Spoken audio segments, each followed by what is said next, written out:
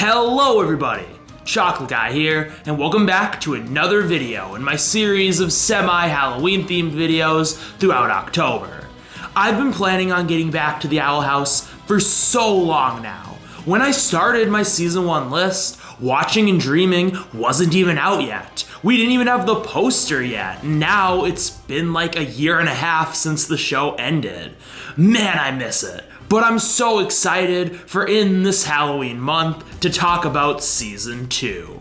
It is so good. Season 2 is an upgrade from Season 1 in nearly every way. It takes the story of the world to so much further heights, and really gets the most it can out of this world and how it works, and the lore around it with limited time to do so because this is the last full season of the show. It also develops our characters more, to make them even stronger and more interesting than they were in Season 1, giving them super strong overarching narratives and character arcs around this much more story-driven season.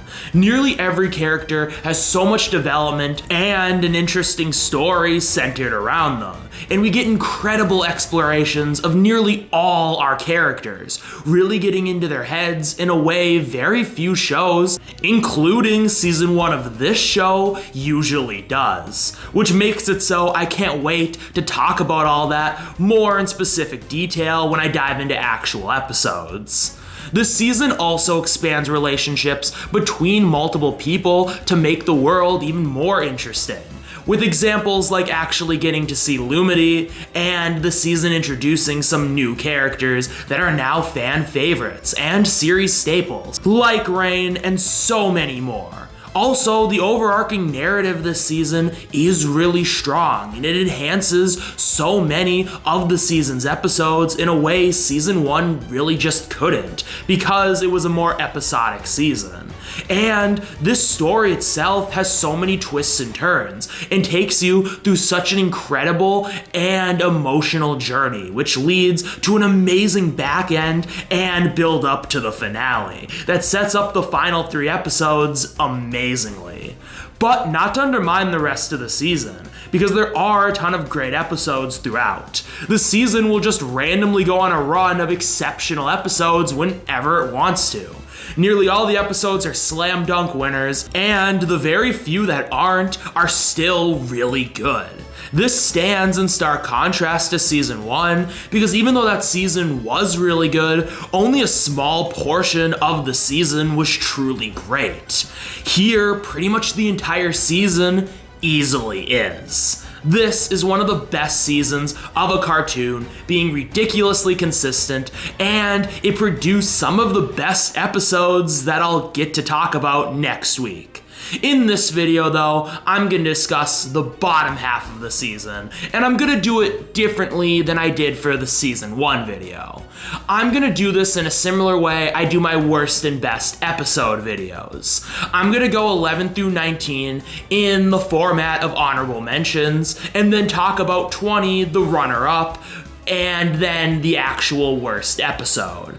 I just thought this was the best and most interesting way to approach this, and honestly, you can consider 11 through 19 to be honorable mentions for the best lists that I will be doing next week, because all of those episodes are great. They're just not good enough to warrant as detailed segments as their top 10 counterparts and the 2 lowest episodes that deserve to be discussed for other more interesting reasons, despite those 2 episodes also being pretty good.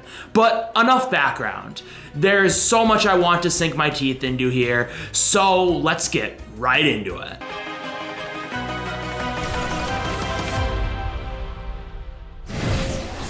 As I said, all of these episodes are great, and some of them were very close to making the top 10 proper. They were just beaten out by insanely strong competition.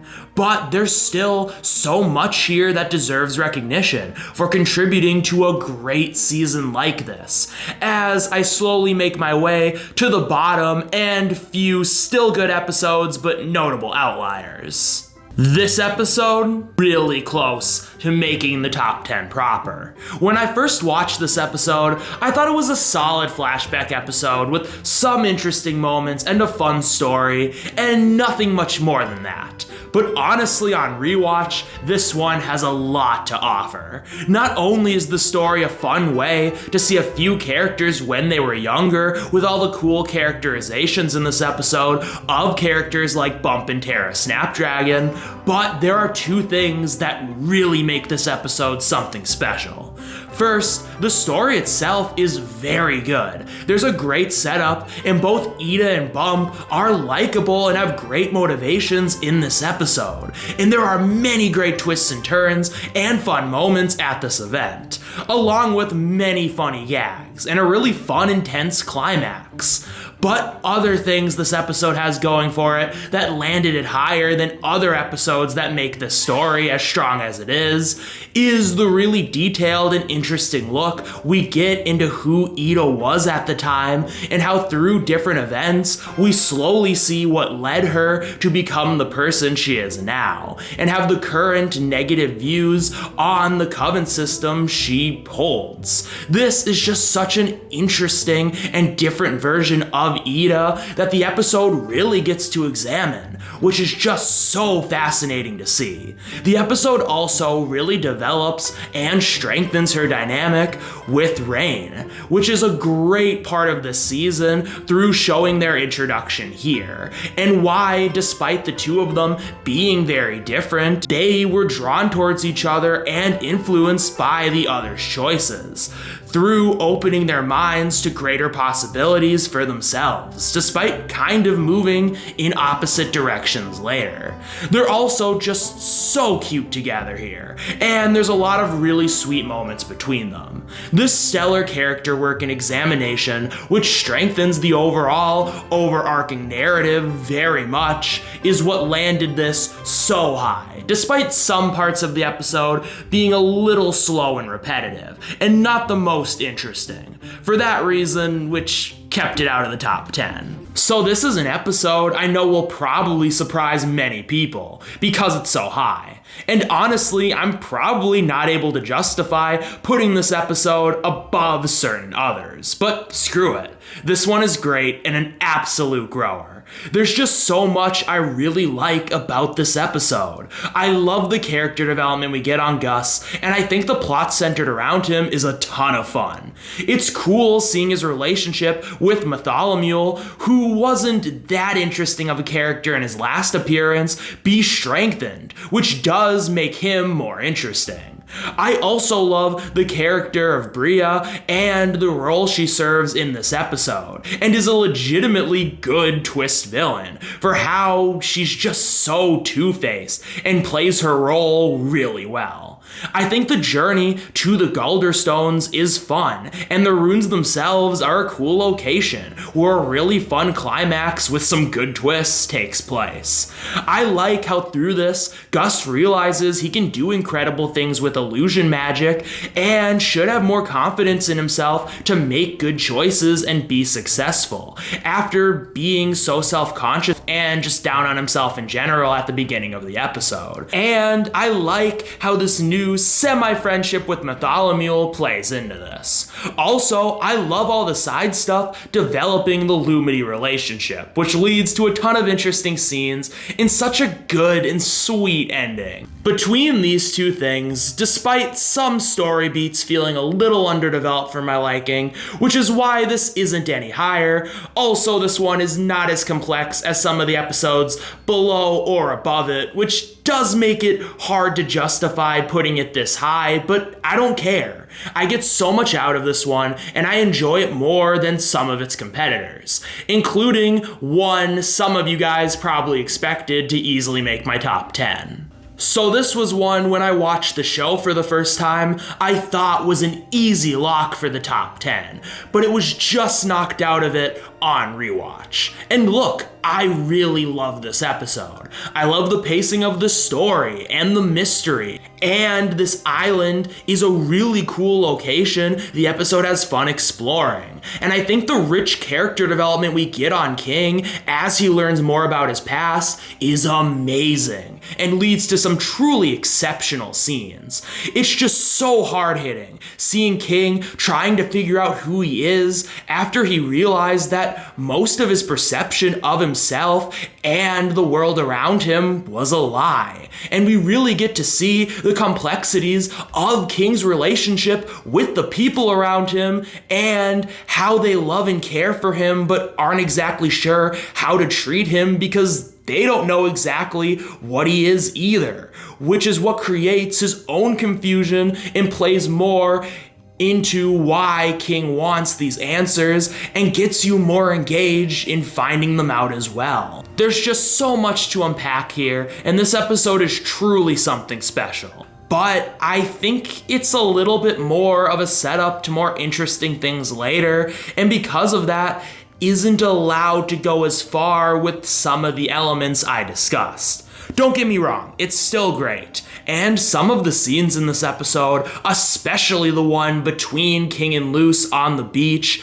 are just incredible. But I just enjoy watching and get more out of some of the other episodes I've already mentioned. This one was another grower. While I still think some of the development and characterization involving Gwendolyn is ever so slightly underwritten, and the episode can be a little repetitive for my liking, this is still a fantastic one that really explores all three Clawthorns and their dynamic with each other, that leads to a lot of interesting and even some very funny moments. I think some of the jokes around this scam Gwendolyn falls for, and King and Lilith complaining about their situations, are great. I also like how the episode is framed around Luce wanting to help Eda get closer to her mom because she misses her own, which makes you want to see her succeed and makes this whole dynamic more interesting as well, as we get to see Luce slowly start to realize this might be a lost cause and Gwendolyn might actually not be what she wants her to be. The ending is also really sweet and sets up more development for both sisters as the season progresses, and we establish there being another human on the island, which also leads to some interesting stuff later. Another great one from this season. An awesome setup to the last two episodes of this season, where you see some overarching character arcs start to wrap up. The conflict between Luce and Eda is really good, and there's an amount of other interesting things being set up in the background as we get closer to the Day of Unity. Honestly, while I think this is a great one because Luce and Eda's conflict is very strong here and has been building all season, it's not as interesting as elements in other episodes, and this one is a lot less standalone, being set up to the last two episodes, which is why this one landed a bit lower on the list. But King finally coming to terms with who he is and going on a mini adventure with Steve is wonderful and gives us some of the best and most wholesome scenes of the entire show out of it. And it has just so much to say about finding out who you are and chasing your own destiny, which solidified this one as great and moved it up the list significantly.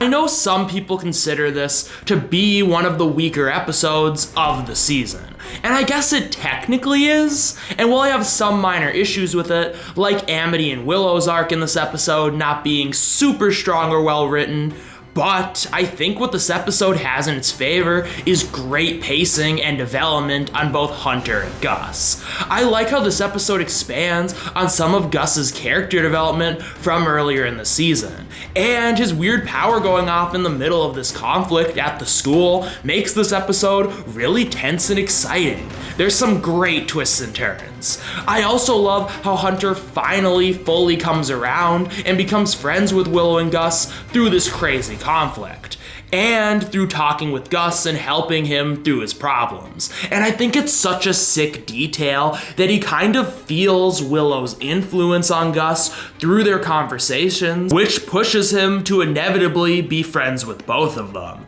Other things I like about this episode is the students learning multiple tracks, sort of coming to a head with this conflict, and the episode feeling like the last stand for that not to be taken away, which kind of makes me wish Luce was involved here, but I get why she wasn't. And I do actually like the main antagonist in this episode. He works well for the story, even if he's not the most interesting. Definitely weaker than some of the episodes I've mentioned so far, but we are at number 16 and still firmly in great territory. And would you look at that, we are still there. This episode is a little too slow and reserved for my liking, and I think they could have done much more with the story, especially since there is a pretty big reveal in this episode, but what they do decide to do with the story is still pretty stellar. I think the setup is fun, and both Lilith and Luce have likable goals that play into their respective arcs of the season, and I think their dynamic is great, which leads to a lot of funny moments. And I think the scenes of them with Philip are really cool. He is a super interesting character, and it's cool seeing them try to interact with him and get what they desire through this. Well, he is a backstabbing, lying piece of shit. It leads to some great scenes of the episode playing around with this dynamic, and that twist ending which reveals who Belos really is, and gives us the idea of his goals, but still opens some other interesting questions. So yeah, the great elements in this one make my minor problems not matter too much. Honestly, this episode in a different show would make it much higher on the list, but it's only 18 here.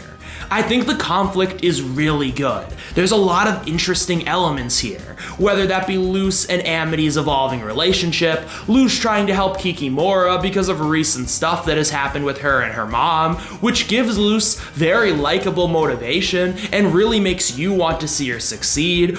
Or you have the complicated story with Ida and Rain, where you and her aren't quite exactly sure what happened to Rain, or where the two of them stand after the traumatic events of the last episode they were together.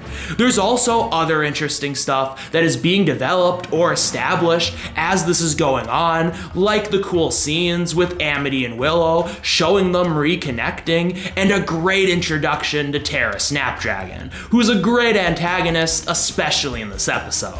There's also some great twists throughout, which lead to really tense moments and a fun climax to top off, which is once again a very strong episode.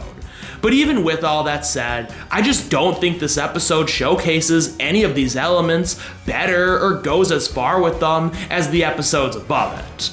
It was just outshined by stiff competition. Simple as that. Despite this being the third worst of the season, I can't deny this is a great season opener. It establishes a new great character with the Golden Guard, who is a fun antagonist here, and strengthens other relationships as well. This story is so good, and it gets you to really understand both Luce and Ida's struggle, and their conflict is very hard-hitting and well-written, which leads to some great scenes between them. There's also some very cute and lighter moments that balance this out. I also especially love Lilith's arc of the episode and how she develops a friendship with Hootie. It's so wonderful and cute, and there's a lot of funny moments in that as well. Honestly, most of them come from this portion of the episode. I think the reason why out of all the great episodes, this one is the lowest ranked on this list is because once again, I just don't feel like this episode goes as far with some of its ideas as most of its competitors, and is less interesting overall. But also, there are elements of this conflict that do establish stuff that continue to be developed throughout the season involving Luce and Ida's relationship, but there are other things that actually don't really go anywhere and are just kind of one and done deals for this episode, along with just other elements in this one as well, which honestly make them a little less interesting here. So while there are some issues, this was still a great one, keeping it out of the bottom two. So, unfortunately for you, my life is pretty great because I'm friends with Luce the human.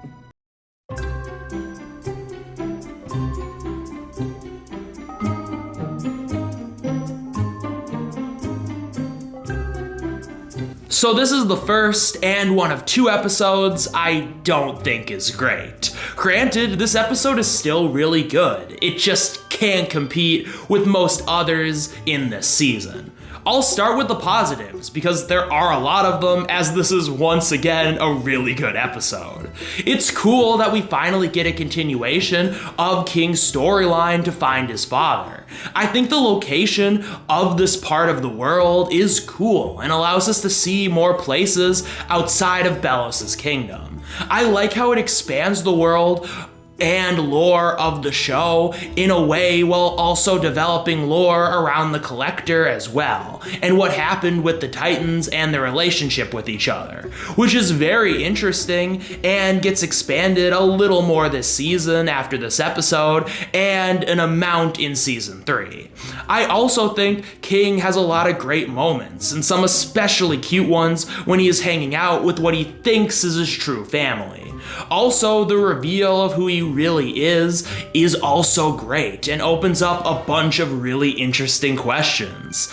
There's also some fun twists and turns to the story on top of that, making it a semi-exciting watch. But here's where we get into the problems, which do hold this one back.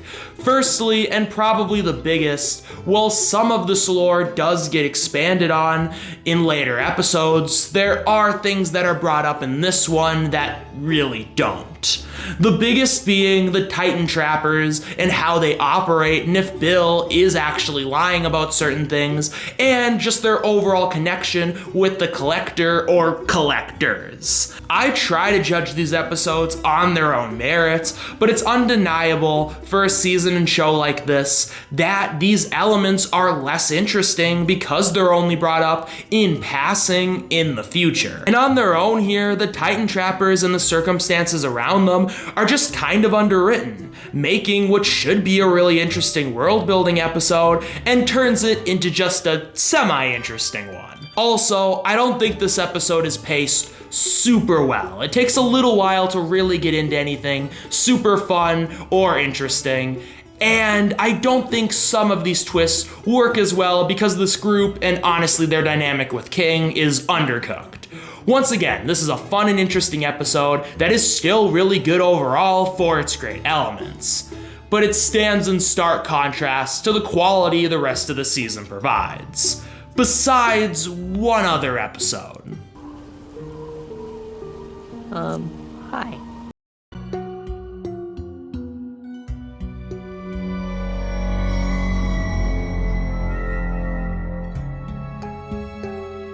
So this is an interesting one for me to put at the bottom of the list. I usually love episodes that have Amity as one of the main characters, and on first watch through, this one was no different. And while on rewatch, I still like this episode and think it is good, this is clearly the worst episode of season 2.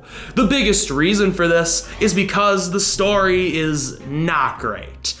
I think Odalia is a good antagonist and intentionally an unlikable character, and I like seeing Luce try to deal with her and her cunning, unrelentless ways. But I don't think she is super interesting in this episode, and I don't think her dynamic with Amity, outside of little moments here and there, are that interesting either. And an amount of this episode is just set up to Luce and friends getting expelled, and then wacky gags to try and sneak back in, which is honestly kinda lame and repetitive and doesn't really make much sense. That's not how that works. And all this just isn't very fun or interesting. And while the episode definitely takes some interesting turns in the back end, a lot of it is just very predictable, and even though that might be the case in other episodes this season, it just feels so predictable here, especially because the actual scenes are just not that exciting, as they're not the most exciting to begin with, as this conflict isn't great.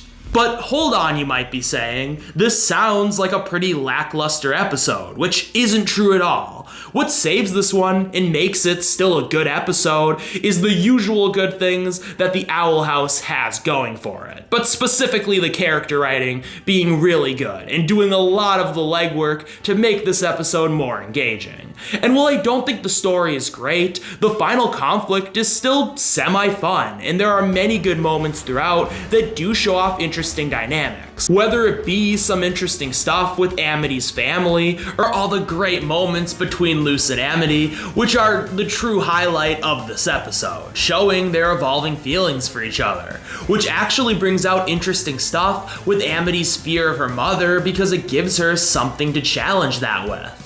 And the ending moment where she helps Luce might not be the most well developed, and in this episode is once again kind of predictable. It is still a really strong moment in the episode for how it is handled. And this is the first glimpse you get to see that they both have feelings for each other. Also, all the stuff with Lilith and Ida learning glyphs, while simple, is fun, and we get some funny and interesting moments between them, developing their relationship, and how they will get by from now on in this magical world. So yeah, I do like this episode, despite its problems. But after a whole video where I only mentioned kind of minor issues for everything else I've talked about so far, it's no surprise I think this is the worst episode of Season 2. And with all that said, thank you so much for watching. Please leave a like and subscribe for more. And stay tuned for part 2 of this list, where I will look at the top 10 best episodes of the season, which will be released on Halloween. See you all then.